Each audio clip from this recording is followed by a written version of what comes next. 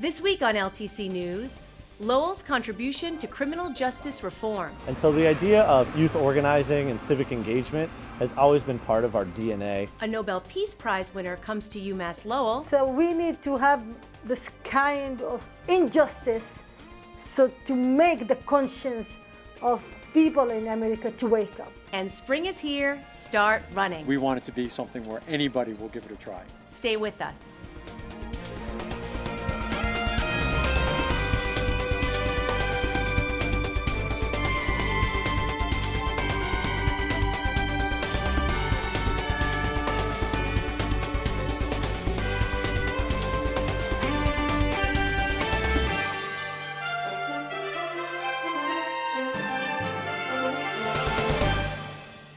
Welcome to LTC News. I'm your news anchor, Alanna Flood.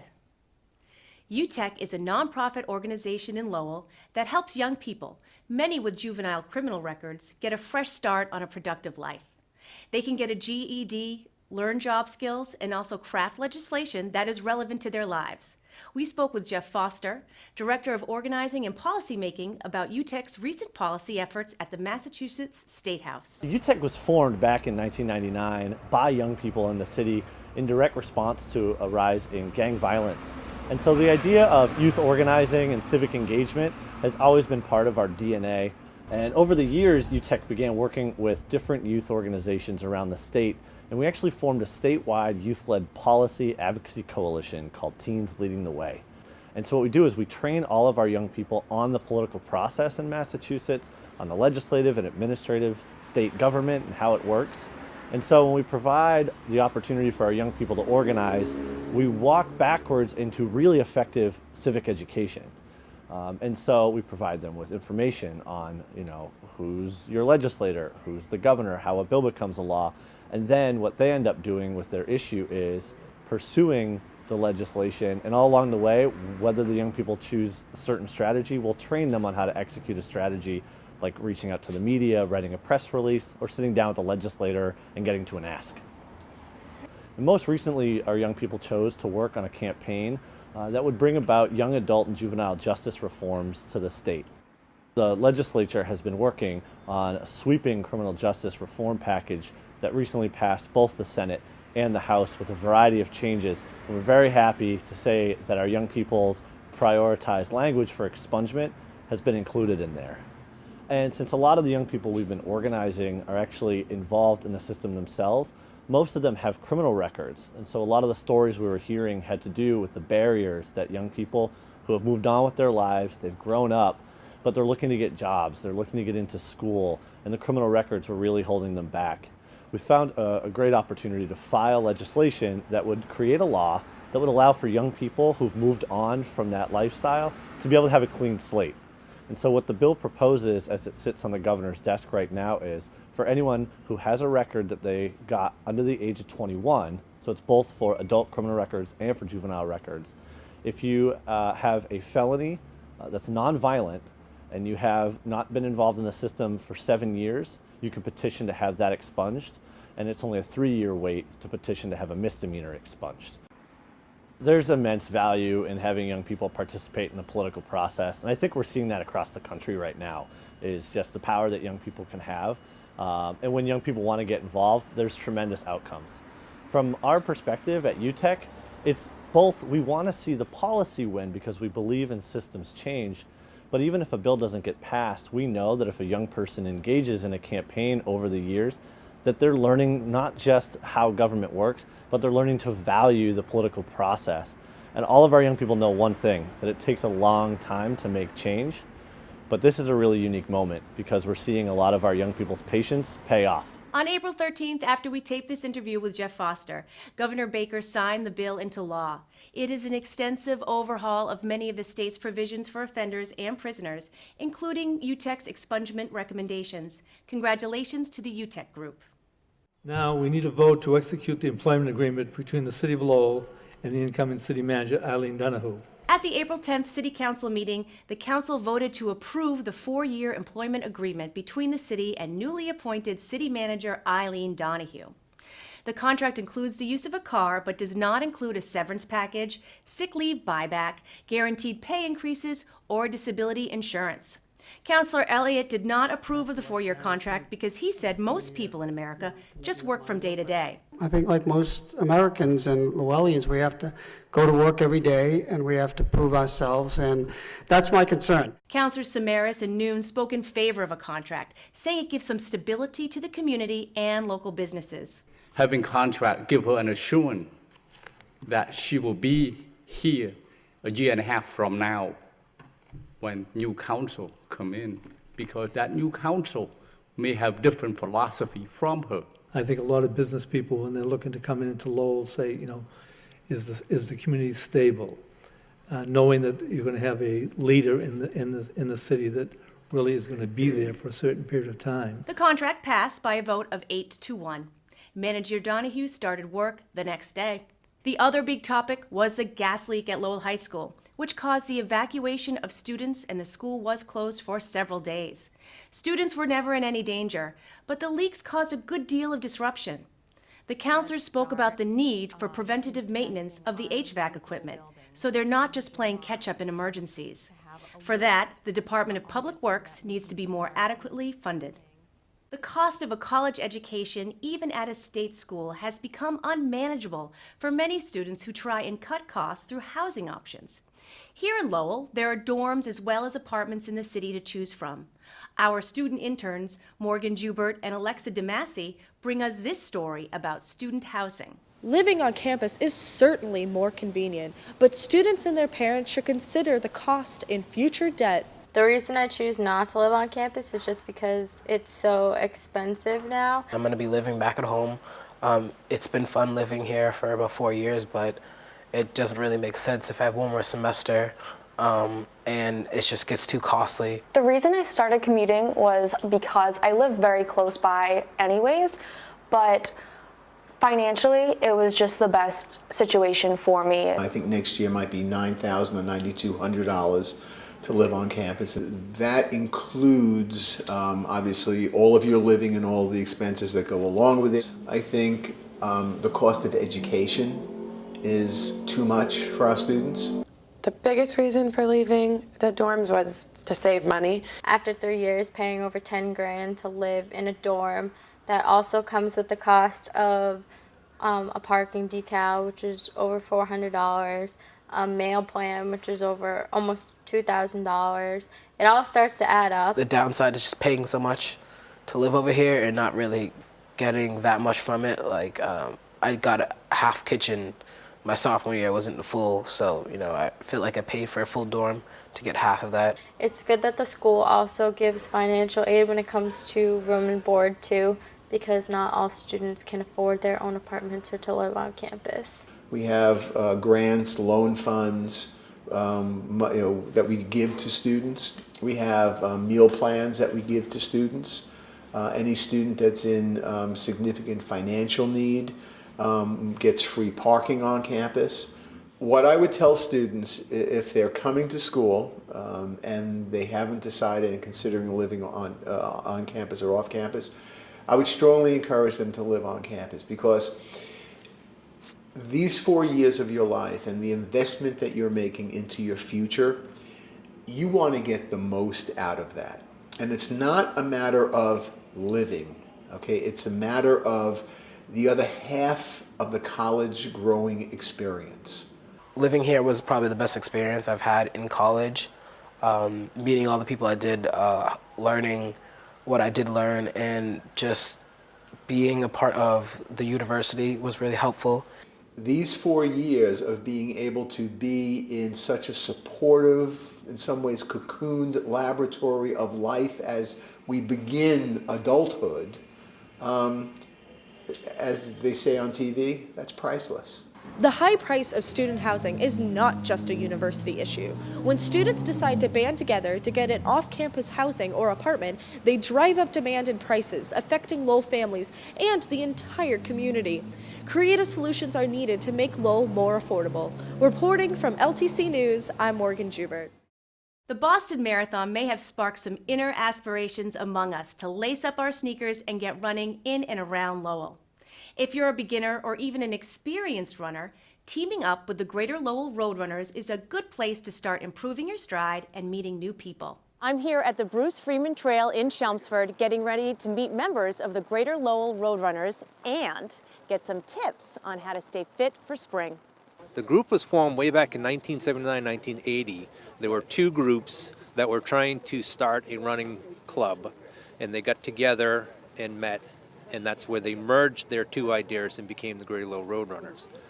A lot of them were from the weighing industries, weighing days, and that's where the core of the club really got its beginning, was back at the weighing towers, and they started the club races.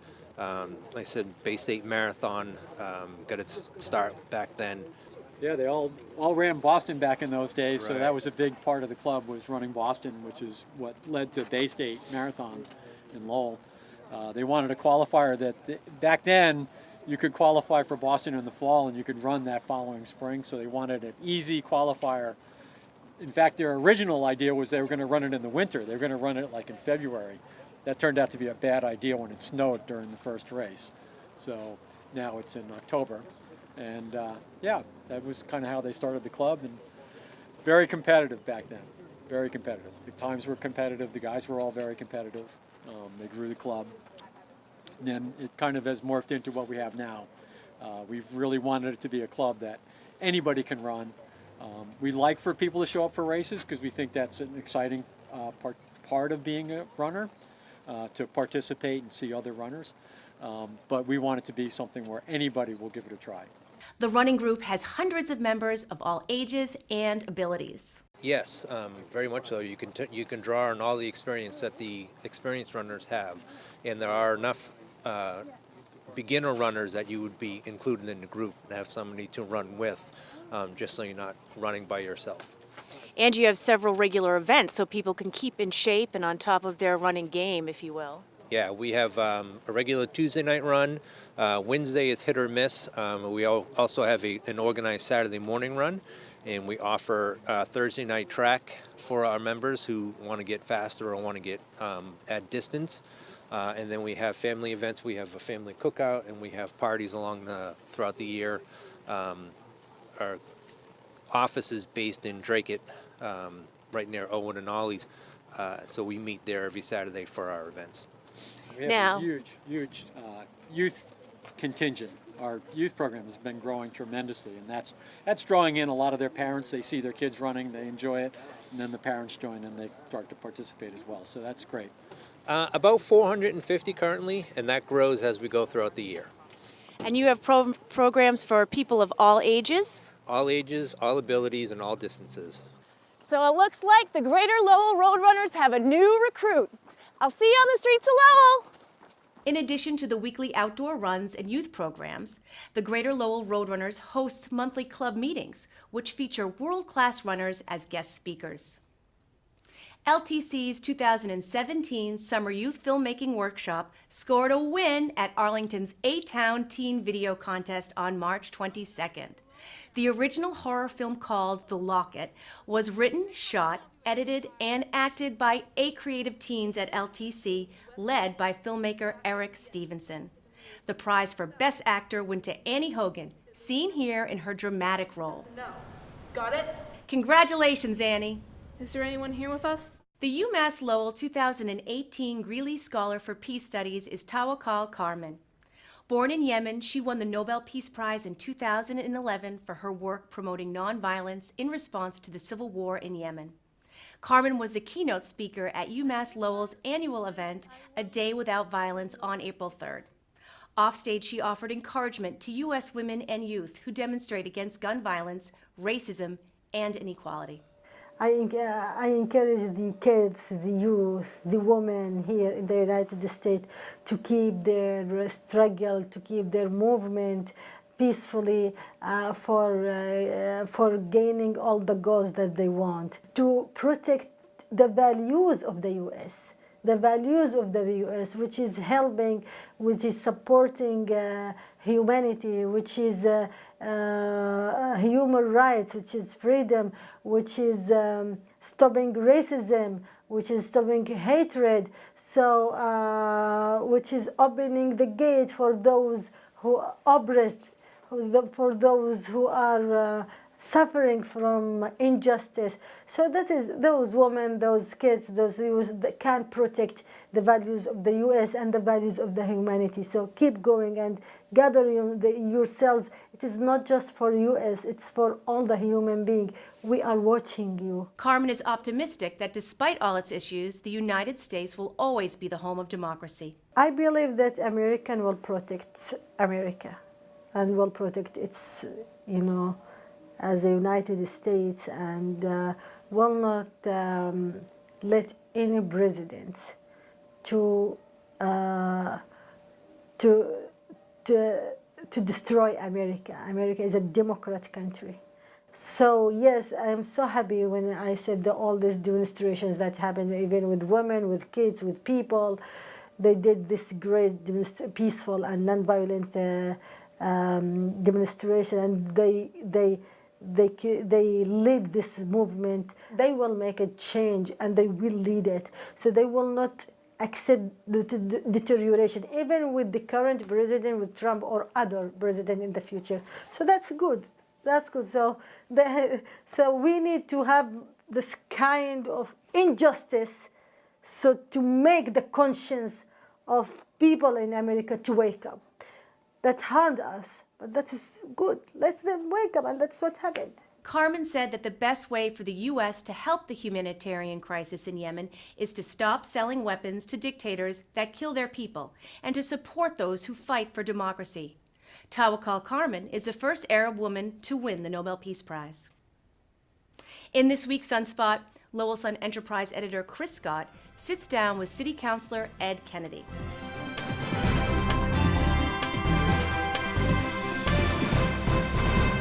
Good evening, everyone. I am Chris Scott, the Enterprise Editor at The Sun. I'm with today Ed Kennedy, the former Lowell Mayor, current City Councilor, who's here to announce, well, he's already announced it, but he's looking to move up the political food chain a little bit and trade in Lowell City Hall for the Massachusetts State House. Ed, thanks for coming in today. Thank you for having me. I appreciate it. You've been here a few times now in this seat. Yes, a couple of times. We always have spirited discussions. Yes, we do. Thank you for coming in. Okay. So tell me, why are you running for state senate? That's a crowded race now. You're the third former mayor in that race. Yes, I am. Actually, back in December and even early January, I hadn't given any thought to the race because I didn't realize it would be a vacancy. Mm-hmm. However, given the recent events over the past several weeks or a couple of months, it's an opportunity, and it's a position where I think I can be effective for the district, and so and I think I can do a very good job as a state senator, and that's why I'm running. I'd like to just talk about your political history just for a minute. Mm-hmm. You've been around the block for a number of years. I think I first got to know you when you were Middlesex County Commissioner, mm-hmm. which was an elected position. Yes. Correct? We were talking off air about when you ran for Register of Deeds. Yes. More than 2 decades ago in that yes. crowded Democratic primary that was won by Dick Howe, right. Jr. And what other seats have you run for? That's about it. That's about it. Okay. Mm-hmm. I ran unsuccessly for sheriff. I served 2 terms as mm-hmm. Middlesex County Commissioner, and then I ran for sheriff, and and I was defeated mm-hmm. by Sheriff DePaula in the Democratic primary that mm-hmm. year. And then I took a hiatus for quite some time until 2011 when I ran for city council again, and I've been on this council since then. You know, it's funny, when I talk to other political people in the city about you, they say sometimes you have a really good turnout at the ballot box because you're named Edward Kennedy and people think that you're the late senator. I don't think anybody thinks that. I give people in Lowell a lot more credit than that. So that might be a funny little joke, but I don't think anybody really buys into that. Tell us why people should elect you to represent the first Middlesex district, which includes Lowell, but then stretches out through, as we know, Westford, Tingsboro. Well, as I said, I think I can do a good job. I think that I divide the issues into 2 sets. I think there's local issues, and things that you can do for the district. I think infrastructure would be one of those. and probably most prominent of infrastructure would be the Rourke Bridge. I think that's a big thing. I think economic development is important, and that's something that I've been interested in since I came back onto the city council, being involved with the Hamilton Canal Innovation District If we can, just let me interrupt for a minute. Let's just stay with infrastructure for a second. You talk about the Rourke Bridge, the Rourke temporary bridge that was built probably 30 years ago now. Yes. There have been efforts by State Representative Roddy Mom to try to push that along and Yes. get that into some kind of design phase. So far, I don't believe anything has happened. Do you know where that stands? Yeah, Or I you think do, you and have it's a little bit further along than what you think. I mean, a couple of years ago, there was a feasibility study done on the new bridge, and it was paid for, but with federal money, and it was over $500,000. And since that time, it's been difficult to get to step 2, and step 2 would be an environmental study. Representative Baum was successful in getting a line item with, I believe, $100,000 put into the budget for that study. And I also serve as a city councilor. I also serve on the Northern Middlesex Council of Governments. And so I know that the state is going to do that study, that second step. When is that going to be done? It'll be done towards the end of the year. But that's the second step, and it's really important because absent that, what would happen is the feasibility study would just become stale and too old, and then we would have to go back and do that again. So this will mean that we won't have to do that, and once that study's done, then we would, push for the design phase. And so I think that whoever is elected to the state senate, if that's going to become a reality, they need to push hard for that, and that's something that I'm very interested in doing. What are the infrastructure needs in some of the communities? I think everybody's got road improvements, bridges that need to be done. So there's a lot of that stuff that you see on the Council of Governments. Economic development, I think, is really important. I think that Eileen Donahue had a significant role down at the State House for economic development and is pretty tied in, and I think that will serve the city well going forward with her as a city manager.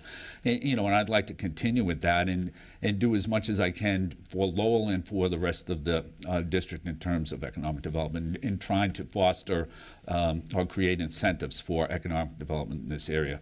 And I think that there's a lot of opportunity for that because the economic development which has gone on in Boston in recent years has gotten to the point where there's just gridlock down there. And so you have to look for people have to look for other locations, and I think Lowell is a prime location. Yes. Besides economic development and infrastructure needs, if you had to pick out one more priority, what would that be?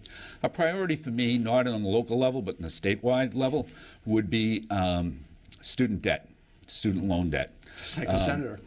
Okay. And I think that's I've got 2 children that are in their 30s, and they talk to me about that all the time. And I think it's something that impacts the entire economy. It prevents people from buying homes when they would want to, from probably getting married, raising families, and all of those things. Student loan debt ends up becoming a consideration. And we've even gotten to the point in Massachusetts where more than 40% of the people that have student loan debt are more than 45 years old. So what you have is parents that have a student loan themselves who are now involved with getting their son or daughter a student loan. So what would you do to reduce student debt specifically? What can a state senator do? Well, I think what you get, some people would say, well, it's a national issue, but I think on the statewide level, what you can do is provide incentives to employers to eat into that debt. I mean, there are a lot of employers in Massachusetts that provide money for employees to further their education. It would also be a good incentive and a good way to attract good employees if you were to offer to reduce that student loan debt. It's a big deal, and it's a problem in the Commonwealth, and it's something that has to be taken care of. Talk a little bit about your campaign. I find it fascinating in that Also, as candidates, you have current City Councilor Rodney Elliott, who is also a former mayor like yourself, former City Councilor Bill Martin, another former mayor. Yeah. There's a fellow, a union activist from Belvedere by the name of John Drinkwater, who's in the race. Yes. And then there's Terry Ryan, who used to be in the race for the 3rd Congressional District from Westford, who's come into this race. Yes. So what type of campaign are you anticipating with those guys? Are you anticipating a spirited, lots of taking of positions and calling people out? Well, I've served with Councilor Elliott and with former Councilor Bill Martin before. I'm not as familiar with Terry Ryan or with John Drinkwater, but I would expect there to be a spirited campaign. I intend to campaign throughout the district. I think that in this election, every community is going to be important. There have been some elections where in the city is roughly about 2/3 of the turnout.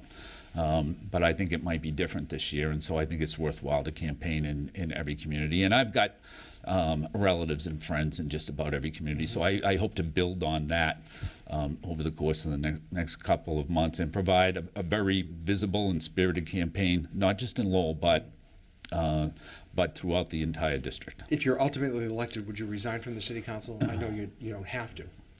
I would resign from the City Council right after the final high school vote. There are people that have asked me that with the idea that they would not want to lose me on the City Council until the high school vote is done. So there's a little wrinkle there. So you're saying you'd stay on the City Council for as long as that takes? Right, until the final vote was done on the high school, and then I would resign. Okay, some of the observers of this race have mentioned that with 4 Lowell candidates in the race, including some from Voter, Rich, and Belvedere, that could clear the way for someone like a Terry Ryan, who comes from one of the larger districts. How do you respond to that? Do you see that scenario possibly developing? Well, I think the way that you block that is by campaigning in all of those towns.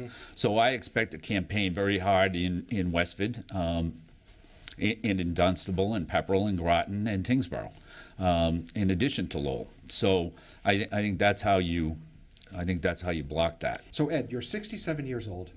You're the former mayor. You've been on the City Council for a number of years. We talk frequently about your personal life, and you enjoy your grandkids. Why are you seeking this post at this period in your life? I really like politics, and I like government, and I think I do a good job at it. My grandchildren are important to me. I do spend 2 mornings a week with them, which is, a lot of fun for me. I know, I call you sometimes during those periods. And they're at a fun age. They're at 4 and 2 years old. It allows me to spend a couple of hours acting like I'm 5, which is good. Sometimes it makes for a sore back later on, but during the time, it's just a lot of. It's very enjoyable to me. If you were to make a pitch to voters of the 1st Middlesex District, you have about 20, 30 seconds, what would you say? I would say that, take a hard look at all of the candidates, and if you're looking for a candidate with experience, with fortitude, and with a keen interest on making the Commonwealth better and working for the 1st Middlesex District, that you should consider Ed Kennedy for your vote on September 4th. Sounds good. I think we have a few more seconds, so I'm going to ask you one more question relating to that high school issue.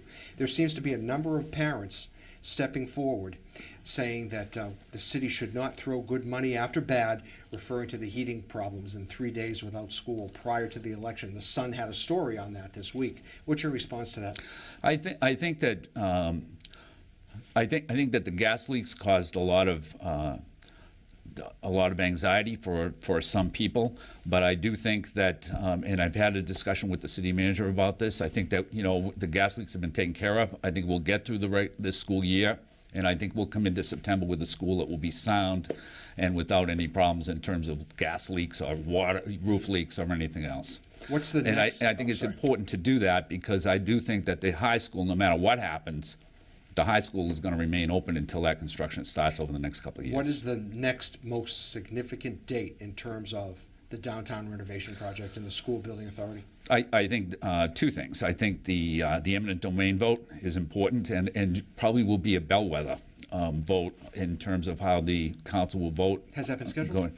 It's not scheduled, but it's anticipated that it will be sometime in June, that we'll have that We've gotta vote. wrap it up. And then we go to the MSBA at the end of June for their meeting, and that will be important. And that we will be to the MSBA with a preferred option, which probably will be option 3.